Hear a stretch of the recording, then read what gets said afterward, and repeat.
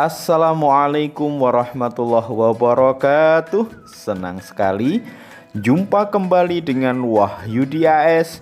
Kali ini kita akan belajar matematika di SMP kelas 8 pada topik bangun ruang bagian yang ketujuh, yang akan menyajikan berkenaan dengan melukis balok.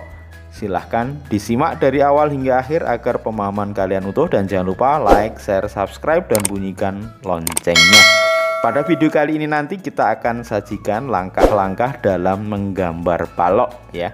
Dan tentu juga akan sedikit kita sampaikan berkenaan dengan beberapa istilah terkait dengan balok.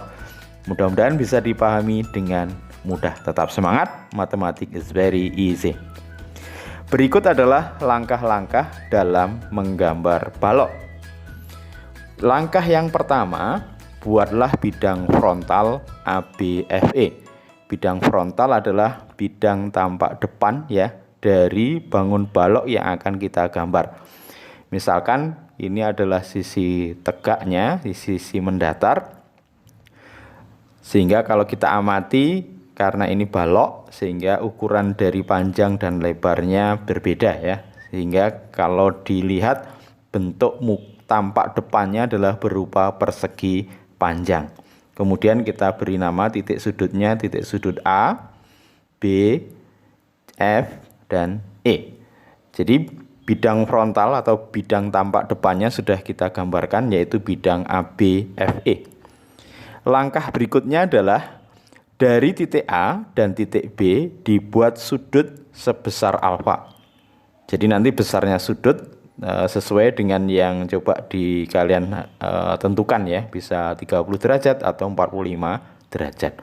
Jadi sudut yang nanti dibuat dari A dan dari B, tentu B ini diperpanjang ya dari AB dengan sudut yang sama, yaitu sudutnya alfa. Kemudian dibuat garis AD dan BC dengan perbandingan proyeksi yang ditetapkan. Jadi misalkan dari panjang sebenarnya itu separuhnya, misalkan AD ini ya. Nah, ini adalah AD. Tentu karena sudutnya sama, maka nanti didapat BC itu sejajar dengan AD dan panjangnya juga sama. Jadi BC dan AD saling sejajar dan panjangnya sama dengan perbandingan proyeksi yang kita pilih ya. Misalkan separuh dari yang sebenarnya. Setelah itu tarik garis-garis yang sejajar dengan rusuk-rusuk balok yang lain. Nah, misalkan dari D kita tarik rusuk yang sejajar dengan AE, tentu panjangnya sama ya. Kemudian dari C juga kita tarik garis yang sejajar dengan BF ataupun AE yang panjangnya juga sama. Kemudian kita tarik dari D ke C. Nah, sehingga bidang alas ABCD sudah terbentuk ya. Selanjutnya kita hubungkan dari sisi yang di atas ini, rusuknya kita hubungkan. Setelah itu E kita tarik sejajar dengan AD, sehingga nanti kita dapatkan titik H ya, titik sudut H. Setelah itu masih tinggal satu rusuk lagi yang kita tarik dari F, yang tentunya sejajar dengan BC, AD, dan EH.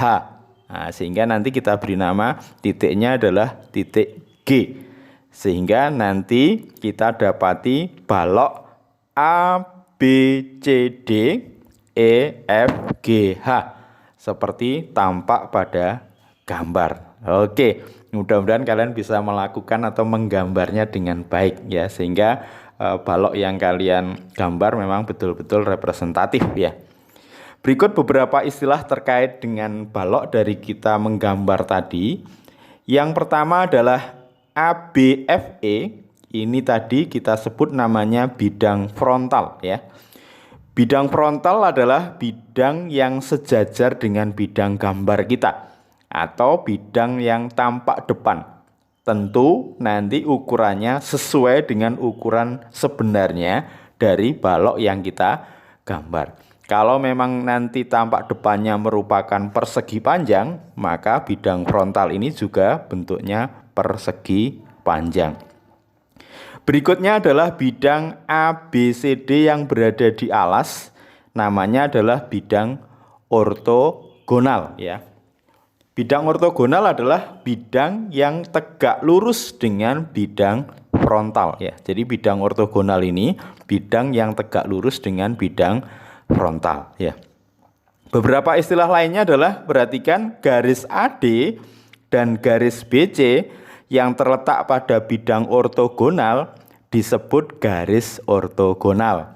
Jadi garis ortogonal itu adalah garis pada bidang ortogonal yang tegak lurus dengan bidang frontal. Jadi garis ortogonal ini garis yang berada pada bidang ortogonal yang tegak lurus dengan bidang frontal ya. Selanjutnya garis yang mendatar yang berada di bidang frontal ini namanya garis horizontal. Jadi garis horizontal yang terdapat pada bidang frontal. Sementara sudut alfa ini disebut sudut surut, yaitu sudut yang dibentuk dari garis ortogonal dan garis horizontal. Sesungguhnya sudut alfa ini besarnya 90 derajat. Karena kita gambar dengan proyeksi miring, maka dia membentuk sudut. Maka namanya disebut sudut surut. Oke, beberapa istilah ini mudah-mudahan bisa dipahami dengan baik. Oke, tetap semangat, senang bersama kalian. Tetap semangat, matematik is very easy. Terima kasih. Wassalamualaikum warahmatullahi wabarakatuh.